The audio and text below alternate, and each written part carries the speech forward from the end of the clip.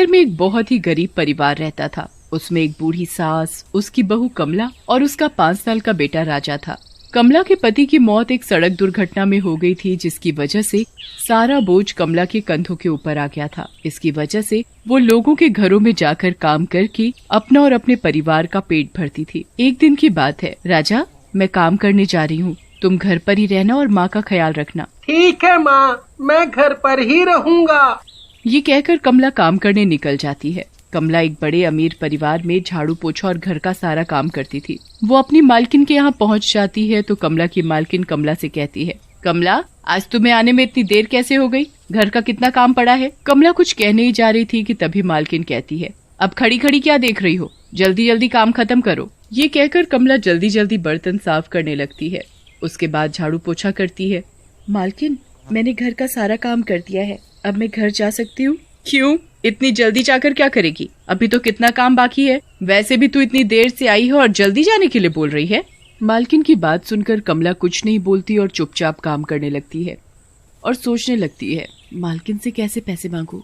मालकिन तो पहले ही इतनी नाराज है, अब अगर मैंने मालकिन से पैसे मांगे तो वो और नाराज होंगी। कमला मालकिन से पैसे नहीं मांगती और काम करने लगती है। जब काम खत्म हो जाता है तो वो मालकिन से घर जाने के लिए कहती है, मालकिन मैंने घर का सारा काम कर दिया है, अब मैं घर जाऊँ? हाँ हाँ जाओ, और कल से समय पर काम करने आना। जी जी मालकिन। कमला जल्दी जल्दी अपने घर की ओर जा रही थी और सोचती जा रही थी, ना जाने माँ जी की तबीयत कैसी होगी, आज तो देर भी इतनी हो गई है। कमला अपने घर पहुँच जाती है और घर पहुँचकर देखती है, माँ जी आपकी तबीयत तो और ज्यादा खराब हो गई है, मैं अभी दवाई लेकर आती हूँ।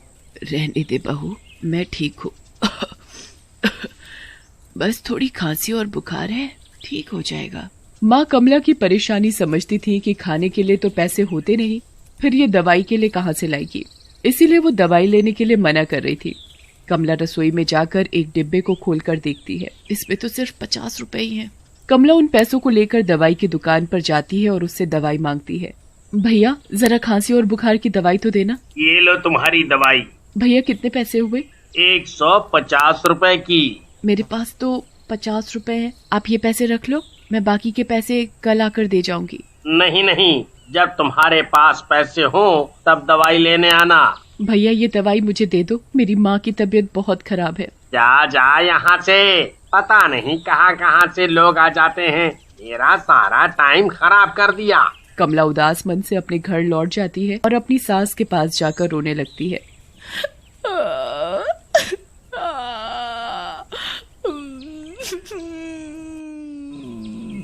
रो मत बहू, मैं सब समझ गई, तुझे कुछ कहने की जरूरत नहीं। माँ मैं जल्दी कुछ न कुछ इंतजाम करके आपके लिए दवाई लेकर आऊंगी। माँ मुझे भूख लगी है। मैं अभी खाना बना कर लाती हूँ। कमला रसोई में जाकर खाना बनाने के लिए डब्बा खोलकर देखती है तो सभी डब्बे खाली पड़े हैं, पर एक डिब्बे में थोड़ा सा आटा रखा था, जिसकी केवल 2 ही रोटी बन सकती थी। मैं आटे की रोटी बनाकर राजा और माँ को खिला दूंगी। कमला रोटी और सिलबट्टे पर चटनी पीसकर माँ और राजा को रोटी खाने के लिए देती है। माँ और रोटी दो ना, मुझे और भूख लगी है। बेटा और रोटी नहीं है, तू थोड़ा पानी पीकर ही काम चला ले, मैं कल तुझे ज्यादा खाना खिलाऊंगी। माँ कब तक हमें ऐसे ही भूखे रहना पड़ेगा? सब लोग अच्छा अच्छा खाना खाते हैं, बढ़िया बढ़िया कपड़े पहनते हैं। माँ हमें कब अच्छा खाना और अच्छे कपड़े मिलेंगे? माँ ऐसा नहीं हो सकता कि हमारी कोई लॉटरी लग जाए और फिर हमें किसी चीज की कोई कमी ना रहे। माँ रोते हुए कहती है, बेटा हमारी ऐसी किस्मत कहाँ। क्यों नहीं, हमारी लॉटरी क्यों नहीं लग सकती? और माँ रोने लगती है और उसकी बात का कोई जवाब नहीं देती और उसे सोने के लिए कहती है। माँ आप रो मत, मुझे कुछ नहीं चाहिए। जब मैं बड़ा हो जाऊंगा ना तब खूब पैसे कमाऊंगा। हाँ हाँ अब तू सो जा, रात भी बहुत हो गई है और मुझे सुबह जल्दी जाना है, नहीं तो मालकिन गुस्सा करेंगी। ये सब बातें करते करते दोनों सो जाते हैं और अगली सुबह जब कमला सोकर उठती है तो देखती है, माँ आपको तो बहुत तेज बुखार है, आज मैं काम करने नहीं जाऊंगी। माँ को तेज बुखार की वजह से कमला काम करने नहीं जाती। वो माँ के पास ही रुक जाती है और माँ का ख्याल रखने लगती है। कभी उसके माथे पर पट्टी रखती तो कभी उसके पैर दबाती। इसी तरह कमला को 10 दिन हो जाते हैं मालकिन के यहाँ काम पर गए हुए। माँ की तबीयत तो और बिगड़ती जा रही है, ऊपर से घर में कुछ खाने के लिए भी नहीं है। मेरी तो कुछ समझ में नहीं आ रहा कि मैं क्या करूँ। माँ ने कल से कुछ नहीं खाया। एक काम करती हूँ, मैं बनिए से थोड़ा राशन उधार मांग कर लाती हूँ। कमला थैला उठाकर बनिए की दुकान पर पहुँचती है और उससे राशन देने के लिए कहती है, लाला जी मुझे थोड़ा सा राशन चाहिए। पैसे लाई हो या उधार मांगने आ गई? वो लाला जी मेरे पास अभी पैसे नहीं है, आपकी बड़ी मेहरबानी होगी जो आप मुझे उधार दे देंगे। पहले के पैसे चुकाए नहीं और आ गई उधार मांगने। पहले का हिसाब चुकता करो तब राशन दूंगा। हाँ लाला जी मैं आपके आगे हाथ जोड़ती हूँ, मैं आपके पैसे जल्द ही दे दूंगी। अगर आप मुझे थोड़ा राशन दे देंगे तो आपकी बड़ी मेहरबानी होगी।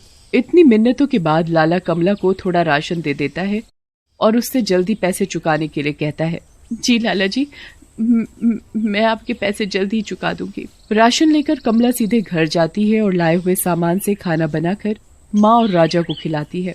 खाना खाकर सब सो जाते हैं और अगले दिन जब कमला सोकर उठती है तो देखती है कि माँ की तबीयत जैसी पहले थी वैसी ही है। पर आज मेरा काम पर जाना बहुत जरूरी है, अगर मैं नहीं गई तो मालकिन बहुत गुस्सा करेंगी। कमला राजा से कहती है, राजा तुम माँ का ध्यान रखना, मैं मालकिन का काम करके जल्दी वापस आ जाऊंगी और मैं उनसे पैसे भी मांग लूंगी। ये कहकर कमला मालकिन के घर काम करने चली जाती है और कमला की मालकिन उसे देखकर बड़ी गुस्सा होती है। कहाँ थी तुम इतने दिनों तक? काम वाम करना है या नहीं?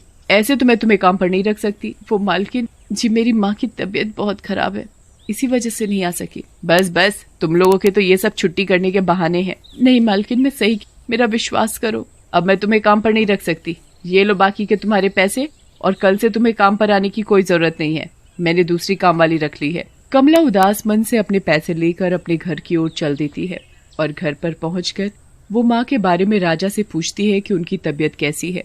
राजा माँ कैसी है? दादी सो रही है, पर दादी को अब भी बुखार है। माँ अगर दादी की तबीयत ठीक नहीं हुई तो दादी मर जाएगी। नहीं बेटा ऐसा नहीं बोलते, दादी को कुछ नहीं होगा, मैं अभी दादी के लिए दवाई लेकर आती हूँ। तभी दादी भी कमला की आवाज सुनकर जाग जाती हैं और बुरी तरह खांसने लगती हैं। तो राजा माँ से कहता है, माँ मुझे पैसे दो, मैं दवाई लेकर आता हूँ। कमला राजा को पैसे पकड़ा देती है। राजा पैसे लेकर दवाई लेने चला जाता है। राजा केमिस्ट की दुकान से दवाई लेकर वापस घर की ओर लौट रहा था, तभी उसे रास्ते में एक आदमी लॉटरी का टिकट बेचता हुआ दिखाई देता है। लॉटरी का टिकट लो, लॉटरी का टिकट लो और अपनी किस्मत आजमाओ। लॉटरी का टिकट लो और अपनी किस्मत आजमाओ। राजा उस आदमी को देख ही रहा होता है, तभी से अचानक उस आदमी को पता नहीं क्या होता है और वो जमीन पर गिरकर बेहोश हो जाता है। राजा उस आदमी के पास जाकर उसे उठाने की कोशिश करता है। अंकल उठो, उठो अंकल, अंकल उठो, उठो अंकल। राजा पास ही लगे नल से पानी लाकर उस आदमी के ऊपर पानी के छींटे मार, जिसकी वजह से उस आदमी को होश आ जाता है। फिर राजा उस आदमी को पानी पिलाता है। पानी पीते ही उस आदमी की जान में जान आती है। भगवान तुम्हारा भला करे बेटा। अंकल अब आप ठीक हो? आपको चक्कर कैसे आ गया? हाँ अब मैं ठीक हूँ, शायद गर्मी की वजह से मुझे चक्कर आ गया होगा। बेटा तुम कौन हो और तुम्हारा घर कहाँ है? मेरा नाम राजा है और पास वाले मंदिर के पास ही मेरा घर है, मैं वहीं रहता हूँ। फिर वो आदमी राजा को अपने बारे में बताता है। मेरा नाम किशोर है और मैं लॉटरी बेचता हूँ। अंकल आप लॉटरी बेचते हो? हाँ बेटा।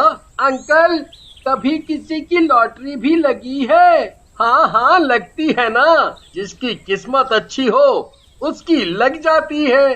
तभी वो किशोर राजा से कहता है, राजा क्या तुम मुझे मेरे घर तक छोड़ सकते हो? पास ही में मेरा घर है। हाँ क्यों नहीं, आओ मैं आपको आपके घर छोड़ दूं। राजा उस आदमी का सामान उठाकर उसके घर तक छोड़ देता है। ओहो, मैं तो भूल ही गया था कि मैं दादी की दवाई लेने आया था। मेरी दादी की तबीयत बहुत खराब है। अंकल अब मुझे घर चलना चाहिए, मेरी माँ मेरा इंतजार कर रही होगी। वो आदमी राजा को बड़ी गौर से देखता है और मन में सोचने लगता है, ये बच्चा बड़ा गरीब लगता है। तभी वो आदमी एक 10 का नोट अपनी जेब से निकाल कर राजा को देने लगता है। नहीं अंकल, मुझे नहीं चाहिए। राजा पैसे लेने से मना कर देता है तो वो आदमी राजा से कहता है, अच्छा, तुम पैसे नहीं ले सकते तो ये लॉटरी का टिकट तो ले सकते हो। पर मेरे पास तो पैसे नहीं है। नहीं, तुम्हें पैसे देने की जरूरत नहीं है। ये तो मैं तुम्हें अपनी खुशी से दे रहा हूँ। तुमने मेरी इतनी मदद जो की है, मना मत करना बेटा, रख लो, मुझे अच्छा लगेगा। हो सकता है बेटा ये लॉटरी तुम्हारी लग जाए। क्या अंकल, हम गरीबों की ऐसी किस्मत कहाँ जो हमारी लॉटरी निकल सके। बेटा ऐसा नहीं है, किस्मत बदलते देर नहीं लगती और 4 दिन बाद इसका नतीजा आएगा।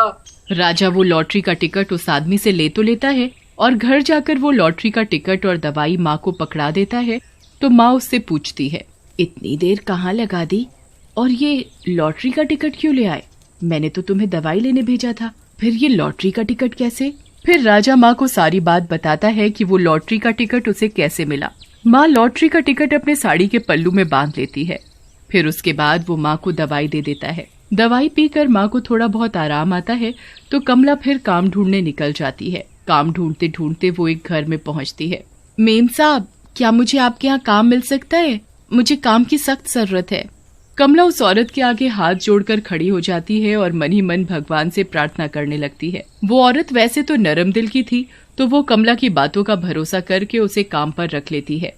कमला को काम के ध्यान में उसे लॉटरी का याद ही नहीं रहता कि कल लॉटरी का नतीजा आने वाला है। एक दिन की बात है, राजा अपनी माँ से कहता है, माँ, सब बच्चे स्कूल जाते हैं, मैं कब स्कूल जाऊंगा? माँ, मुझे भी पढ़ना है और एक बड़ा आदमी बनना है।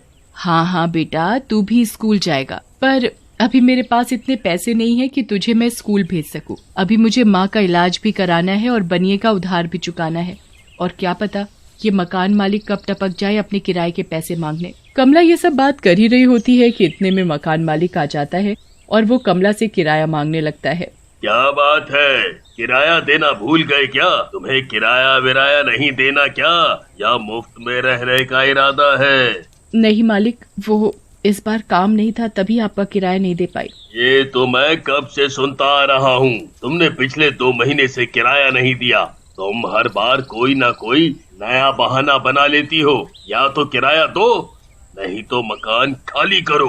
ऐसा मत करो, मैं अपने बेटे और बीमार माँ को लेकर कहाँ जाऊंगी? कहीं भी जाकर मरो, पर मेरा मकान खाली करो। फिर मकान मालिक अपने आदमियों से कहकर उसका सारा सामान सड़क पर फेंकवा देता है और उन लोगों को भी घर से बाहर निकाल देता है। अब उनके पास रहने के लिए घर भी नहीं था। वो अपनी बूढ़ी माँ और अपने बेटे को लेकर जा रही होती है। राजा, राजा, ये देखो, आज तुम्हारी लॉटरी का नतीजा आया है। पूरे 10 करोड़ की लॉटरी लगी है तुम्हारी। भाई साहब, ये तो बच्चा है, क्यों झूठी तसल्ली दे रहे हो? क्यों हम गरीबों के साथ मजाक कर रहे हो? मैं मजाक नहीं कर रहा, मैं सही कह रहा हूँ। ये देखो, तुम्हारी लॉटरी का नंबर लगा है। यकीन ना हो तो खुद मिलाकर देख लो। 2 4 4 2 1। हाँ, ये तो यही नंबर है। माँ देखो ना, हमारी लॉटरी लगी। माँ, अब आपका किसी अच्छे अस्पताल में इलाज हो सकेगा और राजा भी अच्छे स्कूल में पढ़ सकेगा। अब रोने का समय चला गया, अब तो हंसने का समय आ गया है। हाँ, सही में।